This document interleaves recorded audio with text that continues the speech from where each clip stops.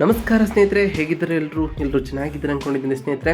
ಎಲ್ರಿಗೂ SPP ಮೀಡಿಯಾದ ಮತ್ತೊಂದು ವಿಡಿಯೋಗೆ ತಮಗೆಲ್ರಿಗೂ ಸ್ವಾಗತ ಸುಸ್ವಾಗತ. ಸ್ನೇಹಿತರೆ, 2025ರ ಈ ವರ್ಷದಲ್ಲಿ ಜೂನ್ ತಿಂಗಳ ಭವಿಷ್ಯ ಈ ಸಿಂಹ ರಾಶಿಯವರಿಗೆ ಹೇಗಿರಲಿದೆ, ಈ ಜೂನ್ ತಿಂಗಳಿನಲ್ಲಿ ಏನೆಲ್ಲ ಅದೃಷ್ಟಗಳು ಹೊಳೆಯಲಿದೆ, ಹಾಗೆಯೇ ನಿಮ್ಮ ಆರೋಗ್ಯ, ಶಿಕ್ಷಣ, ಉದ್ಯೋಗ, ಆರ್ಥಿಕ ಸ್ಥಿತಿ, ಕುಟುಂಬ ಮತ್ತು ವ್ಯಾಪಾರಕ್ಕೆ ಸಂಬಂಧಪಟ್ಟಂತೆ ಏನೆಲ್ಲ ಬದಲಾವಣೆಯನ್ನು ಈ ತಿಂಗಳಿನಲ್ಲಿ ಕಂಡಿದ್ದೀರಿ, ಯಾವುದರಲ್ಲಿ ಶುಭವಾಗಲಿದೆ, ಯಾವುದರಲ್ಲಿ ಬಹಳ ಎಚ್ಚರಿಕೆಯನ್ನು ವಹಿಸಬೇಕು, ಇದ್ರ ಜೊತೆಗೆ ಗ್ರಹಗಳ ಸಂಚಾರದಿಂದ ಏನೆಲ್ಲ ಫಲಗಳನ್ನು ನೀವು ಪಡೆಯಬಹುದು ಎಂಬುದರ ಸಂಪೂರ್ಣ ಮಾಹಿತಿಯನ್ನು ತಿಳಿಸ್ಕೊಡ್ತಾ ಹೋಗ್ತೇವೆ ಸ್ನೇಹಿತರೆ. ಹಾಗೆಯೇ ಸರಳ ಪರಿಹಾರಗಳನ್ನು ಕೂಡ ತಿಳಿಸ್ಕೊಡ್ತಾ ಹೋಗ್ತೇವೆ. ಅದರಿಂದ ವಿಡಿಯೋನ ಸ್ಕಿಪ್ ಮಾಡದೆ ಇಲ್ಲಿಂದ ಕೊನೆ ತನಕ ನೋಡ್ತಾ ಹೋಗಿ. ಓಡಿಸಿ ವಿಡಿಯೋನ ನೋಡೋದ್ರಿಂದ ನಿಮಗೆ ಅಷ್ಟು ಇನ್ಫಾರ್ಮೇಷನ್ ಅರ್ಥ ಆಗೋದಿಲ್ಲ ಸ್ನೇಹಿತರೆ. ಸೊ ಫಸ್ಟಿಂದ ಏನು ತನಕ ವಿಡಿಯೋನ ವಾಚ್ ಮಾಡಿ. ಹಾಗೆ ನಮ್ಮ ಈ ವಿಡಿಯೋ ಎಷ್ಟಾಗಿತ್ತು ಅಂದರೆ ವಿಡಿಯೋಗೆ ಒಂದು ಲೈಕ್ ಕೊಡಿ ಸ್ನೇಹಿತರೆ. ಯಾರೇನೂ ಚಾನಲ್ನ ಸಬ್ಸ್ಕ್ರೈಬ್ ಮಾಡ್ಕೊಳ್ಳದೆ ವಿಡಿಯೋನ ನೋಡ್ತಿದ್ದೀರಾ ಅವರು ಈಗಲೇ ಸಬ್ಸ್ಕ್ರೈಬ್ ಮಾಡ್ಕೊಳ್ಳಿ. ಸಬ್ಸ್ಕ್ರೈಬ್ ಮಾಡ್ಕೊಂಡು ಪ್ರತಿನಿತ್ಯ ವಿಡಿಯೋನ ವಾಚ್ ಮಾಡ್ತಿರೋ ಅವರಿಗೆ ಥ್ಯಾಂಕ್ ಯು ಸೋ ಮಚ್ ಅಂತ ಹೇಳ್ತಾ, ಇನ್ನು ತಡ ಮಾಡೋದು ಬೇಡ ಸ್ನೇಹಿತರೆ. ಈ ಸಿಂಹ ರಾಶಿಯವರಿಗೆ ಈ ಜೂನ್ ತಿಂಗಳಿನಲ್ಲಿ ಜೂನ್ 15ರಿಂದ ಏನೆಲ್ಲ ಬದಲಾವಣೆ ಏನು ಕಾಣಲಿದೆ ಅಂತ ಒಂದೊಂದಾಗಿ ತಿಳಿಸ್ಕೊಡ್ತಾ ಹೋಗ್ತೇನೆ. ಗಮನ ಬಿಟ್ಟು ನೋಡ್ತಾ ಹೋಗಿ ಸ್ನೇಹಿತರೆ. ಸಿಂಹ ರಾಶಿ ರಾಶಿಚಕ್ರದ 5ನೇ ರಾಶಿಯಾಗಿರ್ತದೆ ಸ್ನೇಹಿತರೆ. ಇದು ರಾಶಿಚಕ್ರದ 120-150 ಡಿಗ್ರಿಗಳನ್ನು ಒಳಗೊಂಡಿದ್ದು, ಮಖ ನಕ್ಷತ್ರ 4 ಪಾದಗಳು, ಪೂರ್ವ ಪಾಲ್ಗುಣಿ ಉಬ್ಬ 4 ಪಾದಗಳು, ಉತ್ತರ ಪಾಲ್ಗುಣಿ 1ನೇ ಪಾದದ ಅಡಿಯಲ್ಲಿ ಜನಿಸಿದವರು ಈ ಸಿಂಹ ರಾಶಿಯ ವ್ಯಾಪ್ತಿಗೆ ಬರ್ತಾ ಹೋಗ್ತಾರೆ ಸ್ನೇಹಿತರೆ.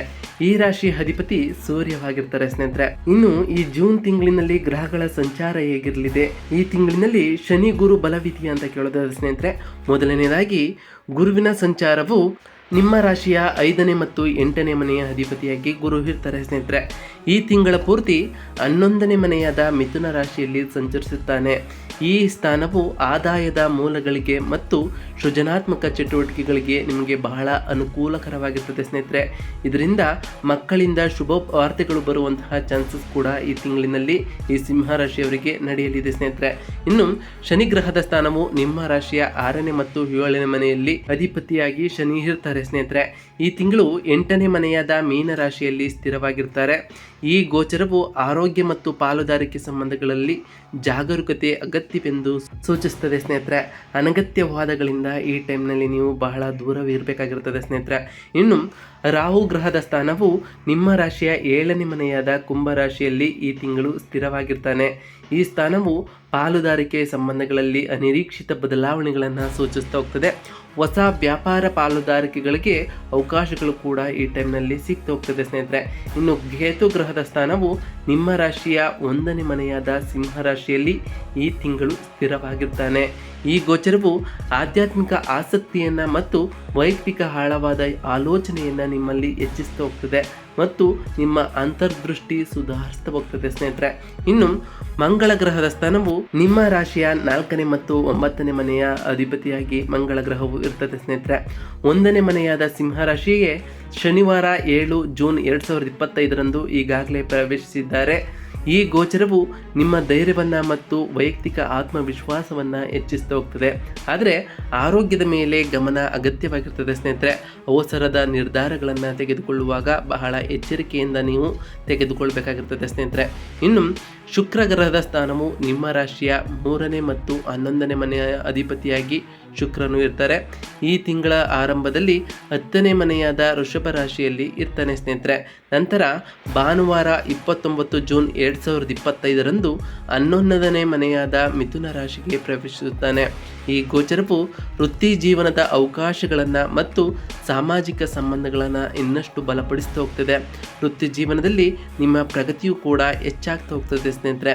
ಇನ್ನು ಬುಧ ಗ್ರಹದ ಸ್ಥಾನವು ನಿಮ್ಮ ರಾಶಿಯ 2ನೇ ಮತ್ತು 11ನೇ ಮನೆಯಾದ ಅಧಿಪತಿಯಾಗಿ ಬುಧ ಗ್ರಹವು ಇರ್ತಾರೆ ಸ್ನೇಹಿತರೆ. 11ನೇ ಮನೆಯಾದ ಮಿಥುನ ರಾಶಿಗೆ ಶುಕ್ರವಾರ 6 ಜೂನು 2025ರಂದು ಪ್ರವೇಶಿಸುತ್ತಾನೆ. ನಂತರ ಭಾನುವಾರ 22 ಜೂನ್ 2025ರಂದು 12ನೇ ಮನೆಯಾದ ಕಟಕ ರಾಶಿಗೆ ಸಂಚರಿಸುತ್ತಾನೆ ಸ್ನೇಹಿತರೆ.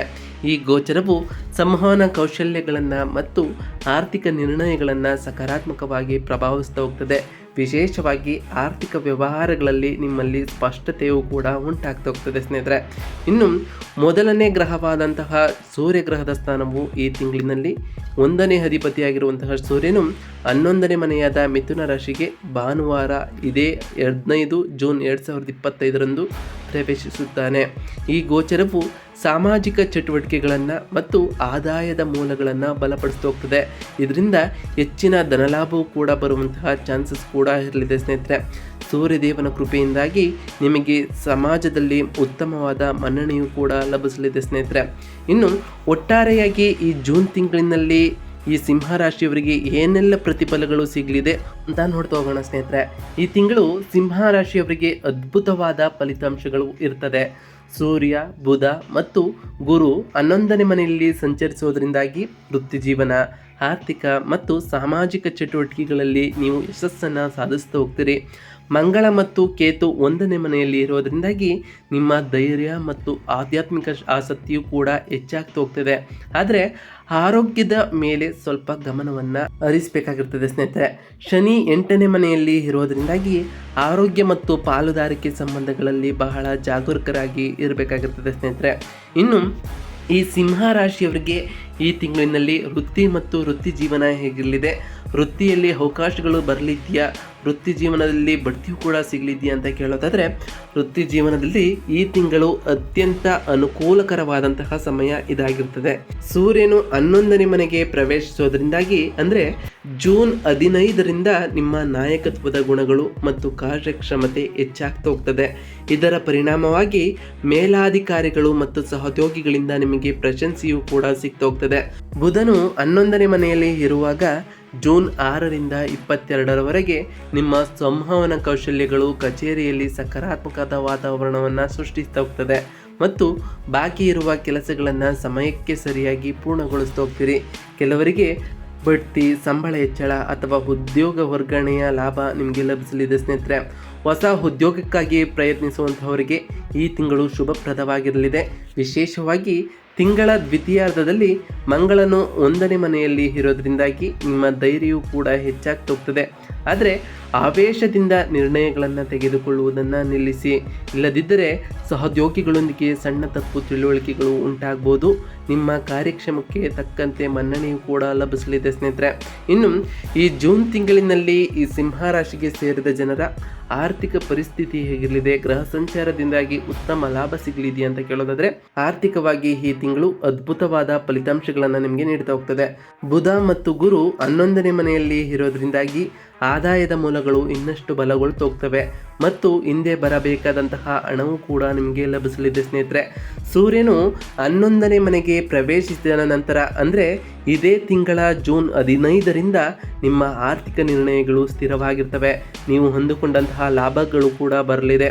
ಇದರಿಂದ ಹಣದ ಸುರಿಮಳೆಯೇ ಸುರಿಯುತ್ತದೆ ಅಂತ ಹೇಳ್ಬೋದು ಸ್ನೇಹಿತರೆ. ಹೊಸ ಆದಾಯದ ಅವಕಾಶಗಳು ಕೂಡ ಲಭಿಸ್ತಾ ಹೋಗ್ತವೆ.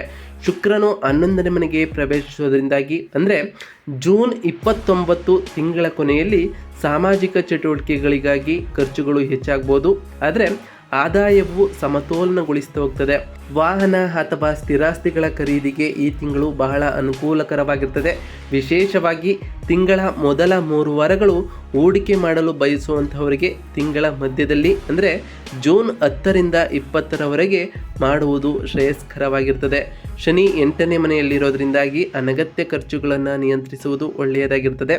ಆರ್ಥಿಕವಾಗಿ ಬಲಗೊಳ್ಳುವಂತಹ ಸಾಧ್ಯತೆಗಳು ಕೂಡ ಈ ಟೈಮ್ನಲ್ಲಿ ನಿಮಗೆ ಇರಲಿದೆ ಸ್ನೇಹಿತರೆ. ಇನ್ನು ಈ ಜೂನ್ ತಿಂಗಳಿನ ಕೌಟುಂಬಿಕ ಜೀವನ ಈ ಸಿಂಹರಾಶಿಗೆ ಸೇರಿದ ಜನರಿಗೆ ಹೇಗಿರಲಿದೆ, ಸಾಮರಸ್ಯ ಇರುತ್ತೆಯಾ ಈ ತಿಂಗಳಲ್ಲಿ ಅಂತ ಕೇಳೋದಾದರೆ, ಕೌಟುಂಬಿಕವಾಗಿ ಈ ತಿಂಗಳು ಸಂತೋಷದಾಯಕವಾದ ಸಮಯವನ್ನು ನಿಮಗೆ ನೀಡ್ತಾ ಇರುತ್ತೆ.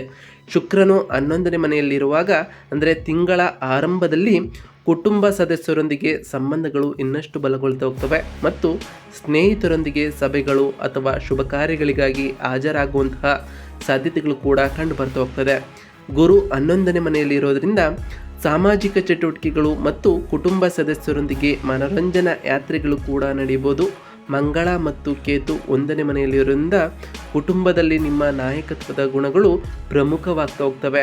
ಆದರೆ ಕೆಲವು ಸಂದರ್ಭಗಳಲ್ಲಿ ಪ್ರಾಬಲ್ಯದ ಧೋರಣೆಯಿಂದಾಗಿ ನಿಮ್ಮ ಸಣ್ಣ ತಪ್ಪು ತಿಳುವಳಿಕೆಗಳು ಉಂಟಾಗ್ಬೋದು. ಅದರಿಂದ ಸಹನೆಯಿಂದ ವ್ಯವಹರಿಸ್ತಾ ಹೋಗಿ. ರಾಹು 7ನೇ ಮನೆಯಲ್ಲಿ ಇರೋದ್ರಿಂದಾಗಿ ಜೀವನ ಸಂಗಾತಿಯೊಂದಿಗೆ ಸಂಬಂಧಗಳಲ್ಲಿ ಅನಿರೀಕ್ಷಿತ ಸಕಾರಾತ್ಮಕವಾದ ಬದಲಾವಣೆಗಳು ಕೂಡ ಉಂಟಾಗ್ತಾ ಹೋಗ್ತವೆ. ಪರಸ್ಪರ ತಿಳುವಳಿಕೆಯಿಂದ ಮುಂದುವರಿತು ಹೋಗಿ ಉತ್ತಮವಾದ ಸಂವಹನವನ್ನು ನಡೆಸುವ ಮೂಲಕ ನಿಮ್ಮ ಸಮಸ್ಯೆಗೆ ತಕ್ಕಂತಹ ಪರಿಹಾರಗಳನ್ನು ಕೂಡ ನೀವು ಪಡೆದುಕೊಳ್ಬಹುದಾಗಿದೆ ಸ್ನೇಹಿತರೆ. ಇನ್ನು ಈ ಸಿಂಹ ರಾಶಿಗೆ ಸೇರಿದ ಜನರ ಆರೋಗ್ಯ ಈ ತಿಂಗಳಿನಲ್ಲಿ ಹೇಗಿರಲಿದೆ ಅಂತ ಕೇಳೋದಾದರೆ, ಆರೋಗ್ಯದ ದೃಷ್ಟಿಯಿಂದ ಈ ತಿಂಗಳು ಸಾಮಾನ್ಯವಾಗಿ ಅನುಕೂಲಕರವಾಗಿರ್ತದೆ. ಮಂಗಳ ಮತ್ತು ಕೇತು 1ನೇ ಮನೆಯಲ್ಲಿರೋದ್ರಿಂದಾಗಿ ಶಾರೀರಿಕ ಶಕ್ತಿ ಹೆಚ್ಚಾಗ್ತಾ ಹೋಗ್ತದೆ ಮತ್ತು ಇಂದಿನ ಆರೋಗ್ಯ ಸಮಸ್ಯೆಗಳಿಂದ ಚೇತರಿಸಿಕೊಳ್ತಾ ಹೋಗ್ತೀರಿ. ಆದರೆ ಶನಿ 8ನೇ ಮನೆಯಲ್ಲಿರೋದ್ರಿಂದ ತಿಂಗಳ ಕೊನೆಯ ವಾರದಲ್ಲಿ ಅಂದರೆ ಜೂನ್ 25ರ ನಂತರ ಅನಿರೀಕ್ಷಿತ ಆರೋಗ್ಯ ಸಮಸ್ಯೆಗಳು, ವಿಶೇಷವಾಗಿ ಒತ್ತಡ, ಜೀರ್ಣ ಸಮಸ್ಯೆಗಳು ಅಥವಾ ಸಣ್ಣ ಗಾಯಗಳು ಉಂಟಾಗಬಹುದು. ಆರೋಗ್ಯಕರವಾದಂತಹ ಸಮತೋಲನ ಆಹಾರವನ್ನು ಸೇವಿಸಿ ಸಾಕಷ್ಟು ವಿಶ್ರಾಂತಿ ಮತ್ತು ಯೋಗ ಅಥವಾ ಧ್ಯಾನವನ್ನು ಮಾಡೋದ್ರಿಂದಾಗಿ ಆರೋಗ್ಯವನ್ನು ನೀವು ಕಾಪಾಡಿಕೊಳ್ಬೋದಾಗಿದೆ. ಪ್ರಯಾಣದ ಸಮಯದಲ್ಲಿ ಬಹಳ ಜಾಗರೂಕರಾಗಿ ಇರಬೇಕಾಗಿರ್ತದೆ ಸ್ನೇಹಿತರೆ. ವಿಶೇಷವಾಗಿ ಹರಿತವಾದ ವಸ್ತುಗಳೊಂದಿಗೆ ಕೆಲಸ ಮಾಡುವಾಗ ಬಹಳ ಜಾಗರೂಕತೆಯಿಂದ ಇರಬೇಕಾಗಿರ್ತದೆ. ಇನ್ನು ಈ ಜೂನ್ ತಿಂಗಳಿನಲ್ಲಿ ವ್ಯಾಪಾರಸ್ಥರಿಗೆ ಸಂಬಂಧಪಟ್ಟಂತೆಯೇ ಈ ಸಿಂಹರಾಶಿಗೆ ಜನರಿಗೆ ಅನುಕೂಲಕರವಾಗಿದೆಯಾ, ಉತ್ತಮ ಲಾಭ ಬರಲಿದೆ ಅಂತ ಕೇಳಿದ್ರೆ, ವ್ಯಾಪಾರಸ್ಥರಿಗೆ ಈ ತಿಂಗಳು ಯಶಸ್ವಿಯಾದಂತಹ ಸಮಯ ಆಗಿರ್ತದೆ. ಸೂರ್ಯ, ಬುಧ ಮತ್ತು ಗುರು 11ನೇ ಮನೆಯಲ್ಲಿ ಇರೋದ್ರಿಂದಾಗಿ ಗ್ರಾಹಕರೊಂದಿಗೆ ಸಂಬಂಧಗಳು ಬಲಗೊಂಡು ಮಾರಾಟ ಮತ್ತು ಆದಾಯವು ಕೂಡ ನಿಮ್ಮಲ್ಲಿ ಹೆಚ್ಚಾಗ್ತಾ ಹೋಗ್ತದೆ. ಶುಕ್ರನು 10ನೇ ಮನೆಯಲ್ಲಿರುವಾಗ ಅಂದರೆ ತಿಂಗಳ ಆರಂಭದಲ್ಲಿ ವ್ಯಾಪಾರದಲ್ಲಿ ಹೊಸ ಒಪ್ಪಂದಗಳು ಮತ್ತು ಪಾಲುದಾರಿಕೆಗಳು ಉಂಟಾಗ್ತಾ ಹೋಗ್ತವೆ. ವ್ಯಾಪಾರ ವಿಸ್ತರಣೆ ಅಥವಾ ಹೂಡಿಕೆಗಳಿಗೆ ಈ ತಿಂಗಳು ಅನುಕೂಲಕರವಾಗಿರ್ತದೆ. ವಿಶೇಷವಾಗಿ ಜೂನ್ 10ರಿಂದ 20ರ ನಡುವೆ ಶುಕ್ರನು 11ನೇ ಮನೆಗೆ ಪ್ರವೇಶಿಸಿದ ನಂತರ ಜೂನ್ 29ರ ನಂತರ ಸಾಮಾಜಿಕ ಚಟುವಟಿಕೆಗಳ ಮೂಲಕ ವ್ಯಾಪಾರದ ಅವಕಾಶಗಳು ಇನ್ನಷ್ಟು ಹೆಚ್ಚಾಗ್ತಾ ಹೋಗ್ತವೆ. ಶನಿ 8ನೇ ಮನೆಯಲ್ಲಿ ಇರೋದ್ರಿಂದಾಗಿ ಆರ್ಥಿಕ ನಿರ್ಣಯಗಳಲ್ಲಿ ಜಾಗರೂಕತೆಯಿಂದ ವಿಶ್ಲೇಷಿತ ಹೋಗಿ ನಿಮ್ಮ ಕೌಶಲ್ಯಗಳಿಗೆ ತಕ್ಕ ಲಾಭಗಳನ್ನು ಕೂಡ ನೀವು ಪಡಿತಾ ಹೋಗ್ತೀರಿ ಸ್ನೇಹಿತರೆ. ಇನ್ನು ಈ ಜೂನ್ ತಿಂಗಳಿನಲ್ಲಿ ಈ ಸಿಂಹರಾಶಿಗೆ ಸೇರಿದ ವಿದ್ಯಾರ್ಥಿಗಳಿಗೆ ಮತ್ತು ಶಿಕ್ಷಣ ಹೇಗಿರಲಿದೆ ಅಂತ ಕೇಳೋದಾದರೆ, ವಿದ್ಯಾರ್ಥಿಗಳಿಗೆ ಸಂಬಂಧಪಟ್ಟಂತೆ ಈ ತಿಂಗಳು ಸಕಾರಾತ್ಮಕವಾದಂತಹ ಸಮಯವಾಗಿರ್ತದೆ. ಬುಧನು 11ನೇ ಮನೆಯಲ್ಲಿ ಇರುವಾಗ ಅಂದರೆ ಜೂನ್ 6ರಿಂದ 22ರವರೆಗೆ ವಿದ್ಯೆ ಸಂಬಂಧಿತ ಸಾಮಾಜಿಕ ಚಟುವಟಿಕೆಗಳು ಮತ್ತು ಗುಂಪು ಅಧ್ಯಯನದಲ್ಲಿ ಆಸಕ್ತಿ ಹೆಚ್ಚಾಗ್ತಾ ಹೋಗ್ತದೆ. ಆದರೆ ಬುಧನು 12ನೇ ಮನೆಯಲ್ಲಿಗೆ ಪ್ರವೇಶಿಸಿದ ನಂತರ ಜೂನ್ 22ರ ನಂತರ ಸೋಮಾರಿತನ ಅಥವಾ ಓದಿನ ಮೇಲೆ ಆಸಕ್ತಿ ಸ್ವಲ್ಪ ಕಡಿಮೆ ಆಗ್ಬೋದು.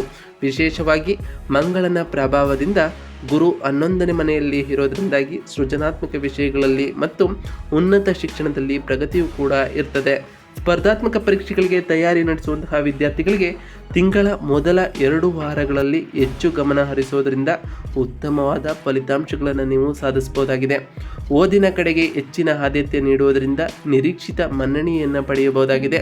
ಶಿಕ್ಷಕರು ಮತ್ತು ಹಿರಿಯರ ಸಲಹೆ ನಿಮಗೆ ಬಹಳ ಉಪಯುಕ್ತವಾಗಿರ್ತದೆ ಸ್ನೇಹಿತರೆ.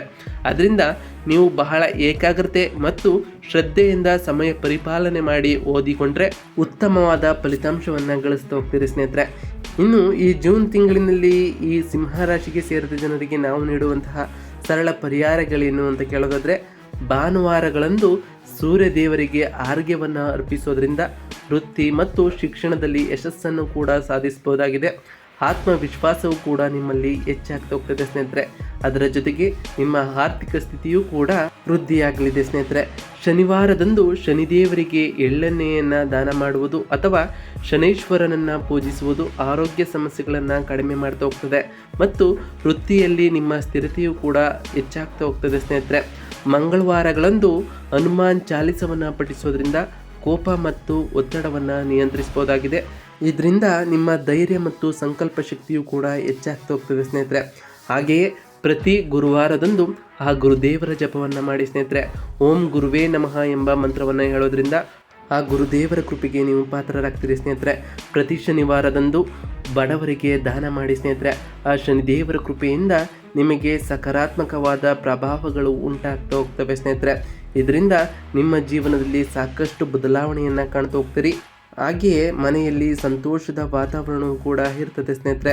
ನಾವು ತಿಳಿಸ್ಕೊಟ್ಟಿರುವಂತಹ ಈ ಸರಳ ಪರಿಹಾರಗಳನ್ನು ಮಾಡ್ತಾ ಹೋಗಿ ಉತ್ತಮವಾದ ಫಲಿತಾಂಶಗಳನ್ನು ಪಡೆಯಬಹುದಾಗಿದೆ ಅಂತ ಹೇಳ್ತಾ ಇದಾಗಿತ್ತು ಇವತ್ತಿನ ಒಂದು ವಿಡಿಯೋ ಸ್ನೇಹಿತರೆ. ವಿಡಿಯೋ ಇಷ್ಟ ಆಗಿತ್ತು ಅಂದರೆ ವಿಡಿಯೋಗೆ ಒಂದು ಲೈಕ್ ಕೊಡಿ. ಯಾರೇನೂ ಚಾನಲ್ನ ಸಬ್ಸ್ಕ್ರೈಬ್ ಮಾಡ್ಕೊಂಡಿಲ್ಲ ಅವರು ಈಗಲೇ ಸಬ್ಸ್ಕ್ರೈಬ್ ಮಾಡ್ಕೊಳ್ಳಿ ಸ್ನೇಹಿತರೆ. ಸಬ್ಸ್ಕ್ರೈಬ್ ಮಾಡಿಕೊಂಡು ಪ್ರತಿನಿತ್ಯ ವಿಡಿಯೋನ ವಾಚ್ ಮಾಡ್ತಿರೋರಿಗೆ ಥ್ಯಾಂಕ್ ಯು ಸೋ ಮಚ್ ಅಂತ ಹೇಳ್ತಾ, ಹಾಗೆ ಕಮೆಂಟ್ನಲ್ಲಿ ಓಂ ಶನೈಶ್ವರಾಯ ನಮಃ, ಓಂ ಗುರುವೇ ನಮಃ ಎಂದು ಕಮೆಂಟ್ ಮಾಡಿ ಸ್ನೇಹಿತರೆ. ಆ ಶನಿದೇವರು ಮತ್ತು ಗುರುದೇವರು ನಿಮಗೆ ಆಯುಷ್ಯ ಆರೋಗ್ಯ ಸಮೃದ್ಧಿಯನ್ನು ಕೊಟ್ಟು ಕಾಪಾಡಲಿ ಅಂತಹ ದೇವರಲ್ಲಿ ಕೇಳ್ಕೊಳ್ತಾ ಇವತ್ತಿನ ಒಂದು ವಿಡಿಯೋನ ಮುಗಿಸ್ತೀನಿ ಸ್ನೇಹಿತರೆ. ಸಿಗ್ತೀನಿ ಮತ್ತೊಂದು ವಿಡಿಯೋದೊಂದಿಗೆ. Thank you for watching.